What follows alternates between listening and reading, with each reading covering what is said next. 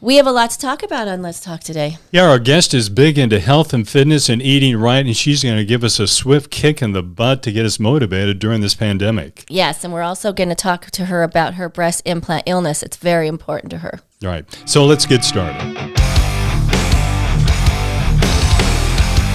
I'm Michelle, a longtime realtor. I'm her husband, Mark, a television news anchor. Together, we've started a podcast. And we want to hear from you. So, let's talk.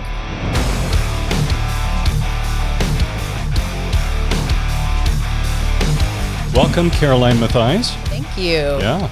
You got it right the first time. I did. Very good. Okay, we're going to learn more about you. I see on your Instagram He's cheating. profile. No, Yeah. You are, it says, a transformation coach, wife, mom, author, host of the CWC podcast, BII advocate, empower of women, and deliciously obsessed with Freddie Mercury. Absolutely. You know that. Let's start with that one. I love that. We'll start with Freddie Mercury. Right.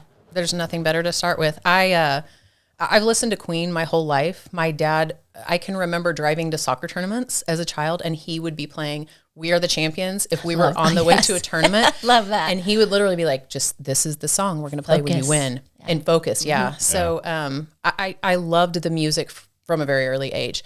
And then now, when Bohemian Rhapsody came out, I watched it and was That just was a like, great movie. How many times have we watched it? I don't know. Dozens. such a great movie. And I kind of just like fell in love with the band and Freddie through that movie because, I mean, I had just known the music. So knowing their story, Yeah. I don't know what it was. It just hit me. And so I just started like buying books and reading everything about And him. how obsessed are you? I mean, let's talk about the obvious here. You've got a few tattoos here. Yeah, I'm obsessed. I just finished last Friday the full portrait of his face on my leg. What does your husband think of that?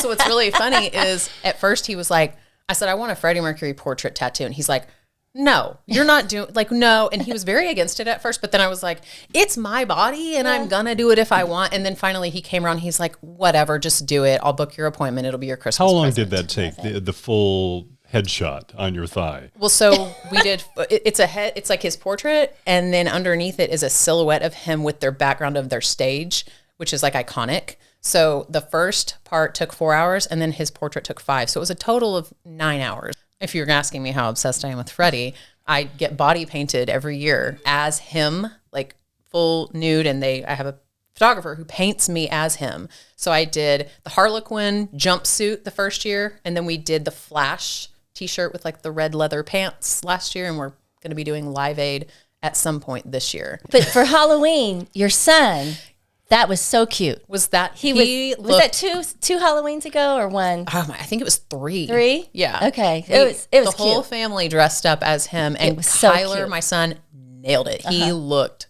just like him. just like Freddie. him. And We how did old this- is he? He's going to be 13 this year. Oh, boy. So cute. Teenager. Oh boy. Yeah, I'm not ready we've for gone that. through that. Been there, done that. He's like, Mom, I'm going to be a teenager. I'm like, stop. I don't need to be reminded of that. It's sad though. I know. We loved our kids as teenagers. When they started to drive, that's when you're like, I'm not ready for that. holy shit. I There's a lot. I worry enough as it is, and then I have, Dana is my business partner, and she's like, just wait till they start driving. Yeah, It's on it's a whole nother level. Yeah. Your tattoos, I mean, this is pretty extreme. Yeah. I mean, when did that start?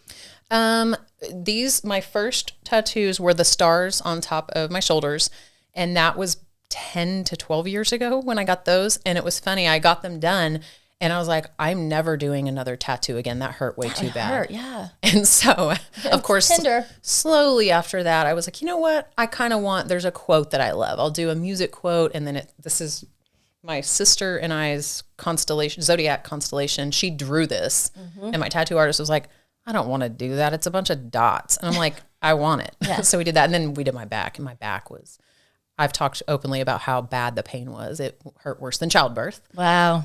So Oh my it was gosh. terrible. So it's worth it though. Now that it's done, yes, I would never, I sat for 8 straight hours for my back, and I thought I was going to die. Well, just like childbirth, which I haven't gone through, women go through it again, even though they've gone through the pain. forget. So there is a reward to it. It's the same exact thing.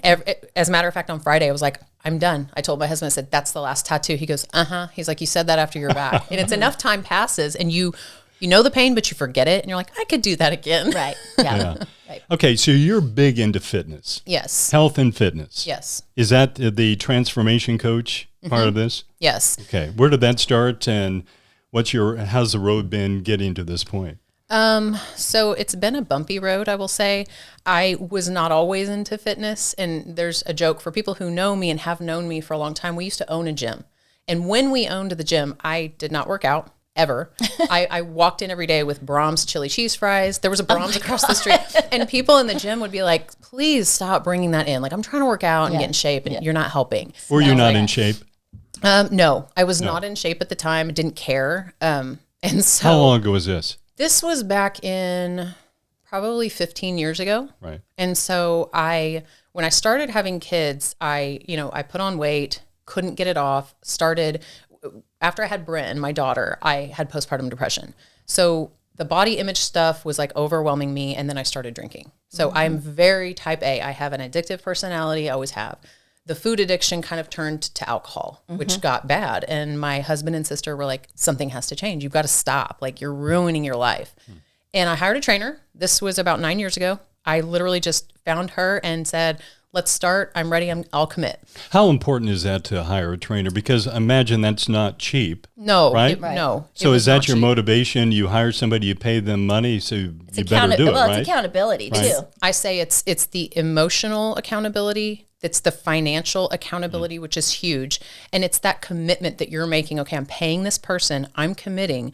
I have to do the work now. Right. And that is huge, having a coach I will say, I've learned a lot, and I'll get to where I am now, but the coach that I hired, I love her to this day. We're still friends, but the program that I did, it was very rigorous, and I wasn't eating enough. And yes, I made amazing progress, but throughout it, I was missing. I didn't have food freedom. I was still missing a part of me. Like, I wasn't eating Doritos. I was eating chicken and rice and egg whites. And you love to eat, don't you? Food is the biggest part of my life. And that's one thing that I've noticed when I watch you, because I love to eat.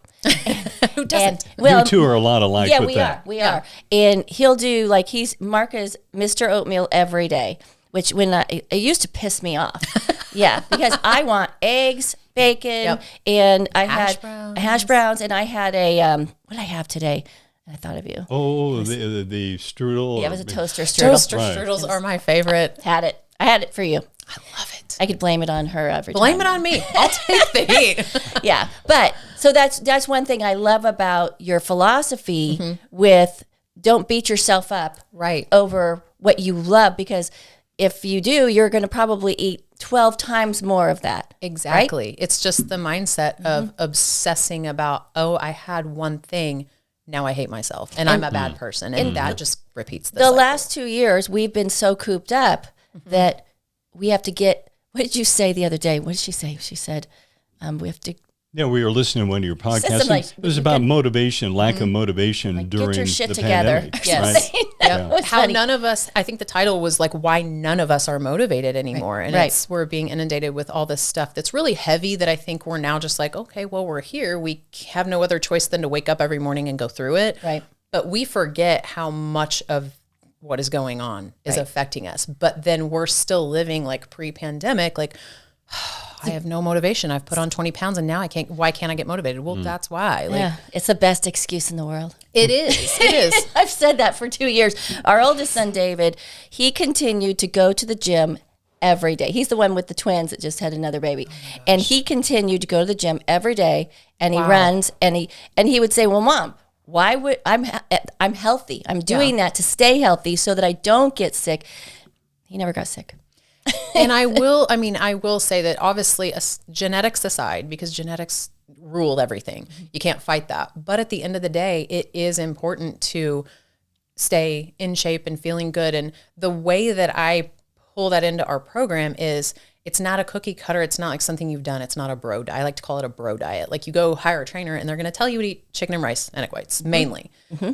True. My whole philosophy is making it work into your life, and it doesn't have to be miserable. You don't have to hate your life just to make physical progress. And women and men believe that, because that's what we have been programmed for years. I have to starve. If I want to lose weight, I have to starve. And you don't. It's the exact opposite.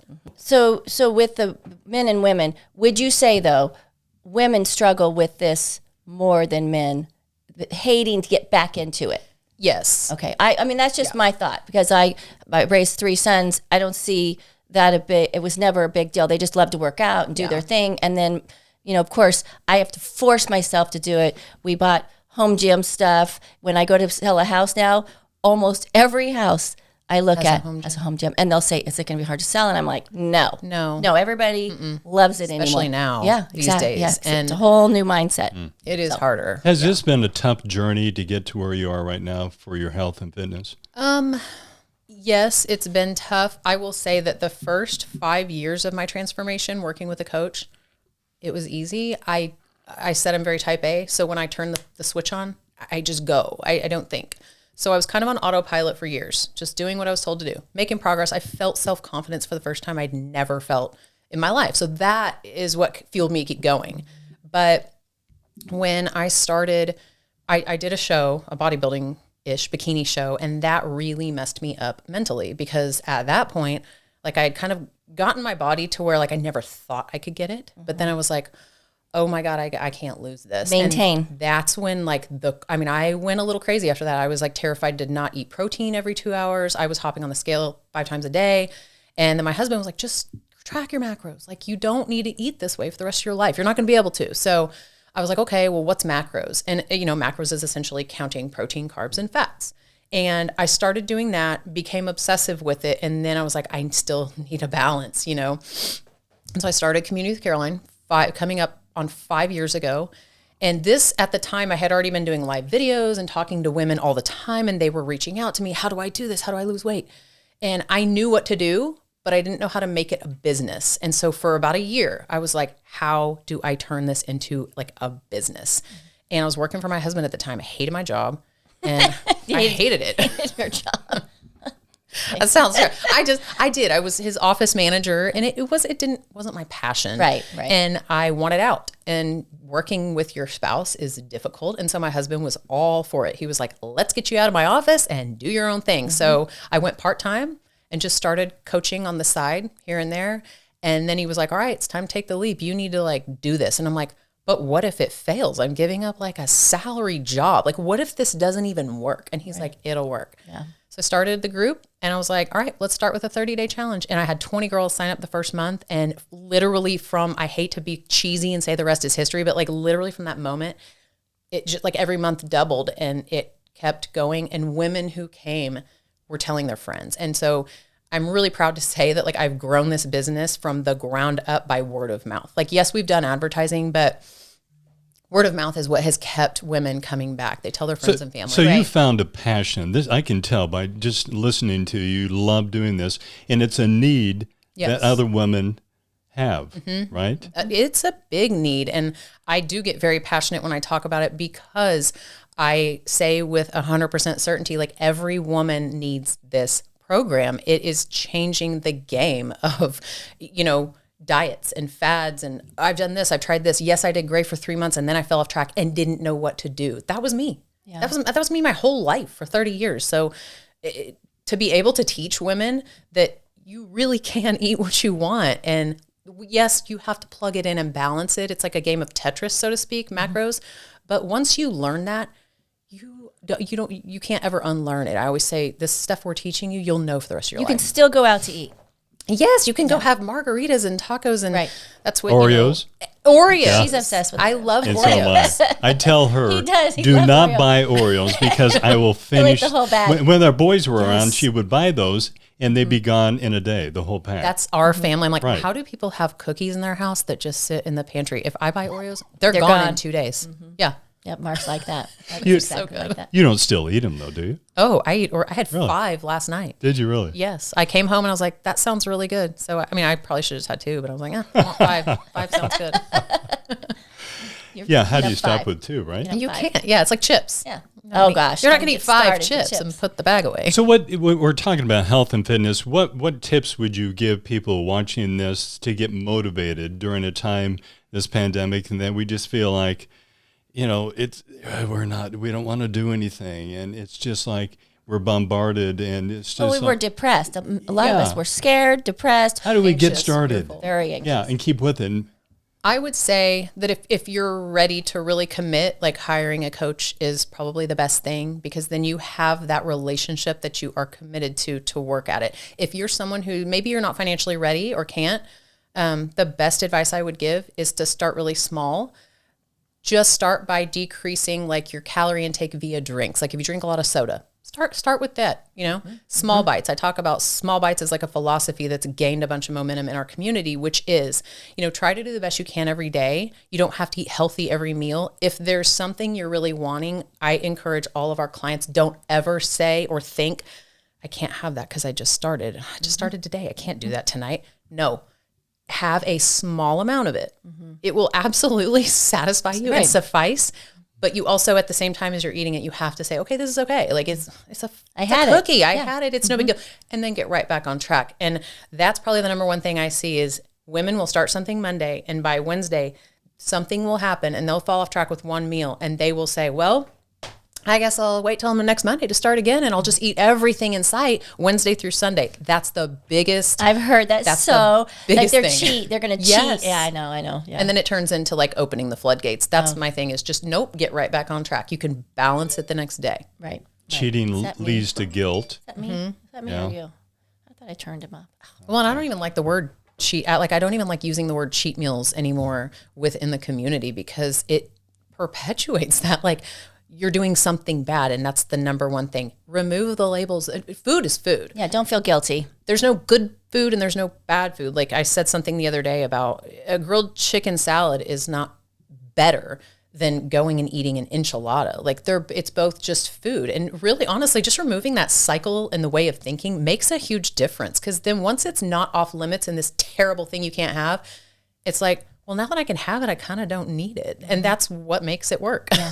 I used to think a salad was great for you. And for years, you knew that I would have salad. I'd take it to work every night, have a salad, and I couldn't lose weight. And then I was looking at what I was putting on the salad, bunch of croutons, lots of cheese, grated cheese, and the blue cheese dressing. Oh, the blue cheese. And, and then I did this for like 5 years thinking, oh, this is great. And then I was on vacation for a couple of weeks, and I couldn't have that salad, and I got out of the... We're probably camping. Right, we were camping, came back, didn't have those salads anymore, and all of a sudden I was losing weight. Isn't that interesting? Yeah. You think of salad, you're just eating lettuce. Correct. And that's where a lot of us, I feel like, have been duped, so to speak, as a lot of clients come to me and they're like, look, I'm working out 6 days a week. I'm eating this, not eating very much, and I eat healthy. Why am I not losing weight? As a matter of fact, I just had a girl come to me the other day, and she's like, I work out 6 days a week, and she works out hard. This is a girl who's doing like CrossFit. And I said, well, how much are you eating? And she was like, well, around 1,300 calories. And I'm like, my sedentary clients don't start under 1,500. So like she needed more. Probably need like 25. And she was like, no. I'm like, just trust me. So I started her around 2,000. She's been doing this for 14 days, and she was like, I don't know how this is working, but she's already smaller. And she's like, I just don't understand how my body's getting smaller with eating more food. I'm like, because you are very active and you're burning a lot. Your body needs, people forget that our bodies are like a car. If you are not fueling it, it's not going to work. So you get each one of your clients on an individual plan. Yes. So everyone's different. Yes, everyone is different. There's no, here, sign up, here's your meal plan, copy, paste. No. We figure out what macros they need to be at, which is their calories, protein, carb, fat. We give that to them. They get like a template of a meal plan to follow, and then we teach them macros. So essentially they're doing this on their own with our guidance and assistance. Right. Yeah. Okay, so you have a passion for health and fitness. You also have a passion for something else, an illness that you've been going through for, you can tell us about this, breast implant illness, also known as BII. Yes. Okay. Tell us more about that. So when, like, I'll kind of backtrack a little bit. When I was working out and I had already started the community, and I kind of thought I was on top of the world. I had this business I was doing on my own, literally fulfilling my passion, working for myself, in great shape. And I started experiencing these random symptoms. Just fatigue was the first thing I remember. And I couldn't go to the gym and work out like I was. And it just kind of started happening. I'd go and I'd be like, God, man, I'm tired today. Like, I don't know what's going on. And I'll go home and my husband would be like, well, just take some extra pre-workout. You know, we're all tired. And at first I just chalked it up as that. Well, then I started having like ear pain. My ear felt really muffled. So I went to an ENT. No, nothing's wrong with your ear. It's fine. couldn't stop going to the bathroom all throughout the day, just peeing nonstop. And I knew something was wrong. Like, when you just know something's wrong in your body. Right. It's like, this isn't normal. I'm not even drinking a lot of water. Just couldn't stop going to the bathroom. So that was another thing. Went to the urologist. He's like, yeah, you have overactive bladder. And I'm like, why? He's like, well, I don't know. Let's put you on some medication. I said, no, I don't want to take the medication. Something's going on. And so slowly over the course of about 2 years, the symptoms ended up being around 20. And it was anything from ear pain, nausea, headaches, severe fatigue. The fatigue got so bad I could some days not get out of bed. And the mental ones that were really alarming and scary were, I started having thoughts of, what if I just weren't here anymore? Like, oh, wow. And as a parent, like, I'm not saying that it makes a difference if you're not a parent, but like, just not understanding why these thoughts are all of a sudden in your head. And you really start to feel crazy because no doctor was able to help me. They're like, I don't know what's going on. It was really weird. And I felt very alone.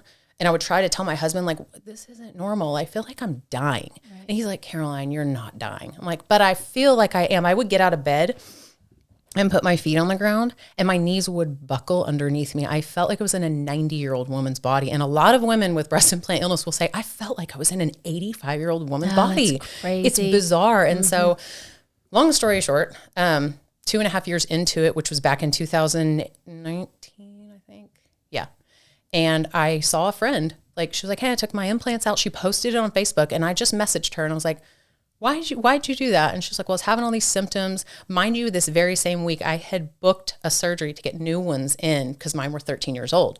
And I just had this gut, something was eating at me, like, you just don't do this. And she was like, yeah, I've had all these symptoms and now I feel fine and I'm healing. And something in my head was like, I wonder if all these crazy symptoms could be because of that. So I booked an explant, canceled my surgery to get new ones. And literally, I mean, here we are 17 months later, and I am pretty much symptom free. It took a while, the first year after you explant is very up and down. But I mean, I don't have joint pain. Was it a concern that you would go through the explant and then you wouldn't get the relief from the symptoms? Oh, yeah. That was definitely in my mind. And that's in a lot of women's minds. That's the first thing I hear. What if I pay this money? Because it's expensive. An explant's like $7,000. Like, what if I pay the money and I do this? And they're so afraid that their lives are not going to go back to normal. And I will say that when I started talking about this publicly and making this essentially a part of my brand, I mean, it's my life, I noticed like hundreds and hundreds of women started DMing me on Facebook and Instagram. Oh my God, I have that symptom too. As a matter of fact, yesterday I went to go get my Botox touched up and the lady that was there was like, do you mind if my daughter comes in the room and talks to you while you get your touch up? And I was like, okay. And I know this lady really well. So I was like, that's fine. What are we talking about? She said, well, she wants to talk to you about breast implant illness. And she sat down and we just started chatting. And I told her, I could tell she was afraid to say what her symptoms were. So I was like, well, this is what I went through. And as soon as I got to like the scary thought stuff, she was like, that's me. She was like, oh my God. I mean, I could see her like get very uncomfortable. And I was like, I'm not a doctor. Don't take anything. I'm not giving medical advice. I'm literally just sharing my story of, I've seen too many stories now of women who have said, I'm going to do that. And they will explant and then they get better. The symptoms go away. Is it from the gel, the saline? Does it not matter? There's chemicals in the implants. And if you think about it, someone described it so perfectly. Like, what happens when you put plastic in a microwave? Like it heats up the plastic breaks down. Right. You're putting plastic in your body, and your body is what sits at 96 degrees every single day-ish. So you're essentially like... You're cooking it. And those chemicals are seeping into your body. Whether they rupture, mine were not even ruptured. Right. But I will say that the weird thing is when you get the implants from pathology, they're clear. It looks like the ones you've seen before. And mine sat in a tub, and I opened it 6 months ago, and there's stuff floating inside the implants, and they're not ruptured. There's no puncture or anything. Like, there's black things floating inside. And I'm just like, that was in my body. Like, how is that even there? Okay. So I'm very, very, very passionate about spreading just awareness. I always say, even if it's just planting a seed, if you have implants and you're experiencing zero symptoms, that's great. Just know that, like, if you ever start having weird things happen that are unexplainable, right? Like, just think about it. Yeah. Is breast implant illness recognized by the medical community? It's becoming more recognized. I had 2 plastic surgeons on my podcast One of them is in Florida. They're both very well known. And one was in LA, Beverly Hills. And he did say, 10 years ago when this would come up at a conference, people would literally be like, okay, that's not real. And he said, it's now to the point where they're talking about it and they're bringing it up because there's too many cases of women explanting and then getting better. And you can't explain it. I mean, to me, that's data. That's evidence. You can't ignore that, and I just know from my own experience, like I said, that, I'm symptom free now. What are some of the symptoms? Kind of go through a list of the symptoms. So it ranges from about 25 to 30 symptoms. And it essentially, what they say they've classified breast implant illness is it's a cancer of your immune system. So essentially it just causes all this inflammation and it starts shutting certain parts of your body down. And everyone's different. So headache, nausea. I've heard some women say their vision was blurred out of nowhere. I had like excessive swallowing, clearing of the throat. The sensation that someone had their hands around my neck, I would wake up at night and be like, oh my God, I felt like someone was choking me. The fatigue is like the main one, just not being able to get out of bed. Scary, terrible thoughts, suicidal thoughts, terrified that something's going to happen to someone in your family, super debilitating anxiety. Like, oh my God, is someone odd, not normal stuff. So when you would go to a doctor and explain some of these symptoms, would they look at you like, you're kind of, yeah. Making this up, or just you're confused. Like a lot of my doctors looked at me like, like just that doe-eyed look of how weird. Like there's no way your ear pain could be connected to your bladder being overactive. There's no way that your exhaustion, you've got 2 kids and you run a business, you're busy. And that was the hardest, is having. And I'm not, like I've said this before, medical professionals, I think a lot of them just don't know, right? And they're not trained to like address 25 different symptoms and try to lock them all in. Like I get that, but just the confusion and makes you feel crazy and it makes you feel like you're making something up. Then you think, oh my God, I'm a hypochondriac, and you're not. Right. No, I totally get it. So women, what advice would you give to women who have some of these symptoms? What should their plan of action be? I would say reach out to me. I do this every day now. It's a huge part of what I do. I stay up some nights talking to women on Instagram who are bawling and saying, I don't even tell my husband some of this stuff because it's so scary, but I feel like I can tell you because you've been through it and you'll believe me. A lot of them just aren't believed. And that's what breaks my heart the most. I mean, honestly, just reach out to me. My podcast, I talk about it all the time. There's 2 specific episodes that I've done recently. Basically one is just detailing my experience with breast implant illness. And then one, like, here's my life since I explanted and how I'm better. And I always direct them there. Just go watch that. And then I give them my phone number, like text me, we'll talk about it and I'll help you figure out a plan of attack. If, finding a surgeon in your area. Caroline Mathias, thank you very much. Freddie Mercury and Queen, anything more that we can? I love it. I mean, do you have any more space to put a tribute to Freddie Mercury, or pretty much you've done it then, haven't you? Yeah, I'm going to call my Freddie Mercury tattoo. Like, it's done, we're good, and I don't know if there's going to be another tattoo in my future. I'm sure there will, but... Do you, I was going to ask you this. Yeah. Do you use the same tattoo artist? Mainly, yes. I had... one of the artists did my neck. They're all at Spaded and Jaded. Like the owner, Johnny Black, is who has done, he did both my arms, he did my back. He's done a lot of my work. But there's another artist there named Josiah, and he specializes in portraits. He's amazing. And so he's the one that did my Freddie tattoo. Oh, so, wow. Yeah. Okay, cool. Well, you have a book here. Yes, right? and I brought that for you guys. Okay. Great. And is this... Back for Seconds. Perfect. Yeah. That's speaking That's to my me. second book. My first one was called One More Bite. And so this one's Back for Seconds. Which is what? About what? The not so dirty little secret to weight loss and food freedom. Yes. So I don't see an Oreo there, but there's a cheeseburger. The cheeseburger looks great. What are you putting in your mouth there? French fries dunked in ranch. Really? That was the fun. Yes, that was the funnest photo shoot I bet I've ever done. I sat there and ate 55 French fries with ranch while we were trying to get the perfect shot, and it was so much fun. I just love her philosophy because it makes me feel like I'm not nuts on the food that I love to eat. No. Stop it. Don't judge me. So what's your favorite? Like, give me like a couple of your favorite foods. I love talking about food. Okay, well, I mean, I love fish. So start with the healthy. I love Oh, fish. come on. Okay. No, yeah, give me- that's give me the the- healthy. Give me That's the not good fair. stuff. Okay. I love cheeseburgers. I love chicken fingers. I love Chick-fil-A. No, she loves food. Yes. Okay. French Anything fries, anything. Chips. Chips. But here's what I don't eat. I don't eat sweets. Really? Ever. Salty. See, Right. that's how I was before Salty. I had kids. And when I got pregnant, I don't know what switched, but I started craving sweets for the first time ever. I was always a salty, which I still will pretty much choose like a savory over sweet. Yeah. But yeah.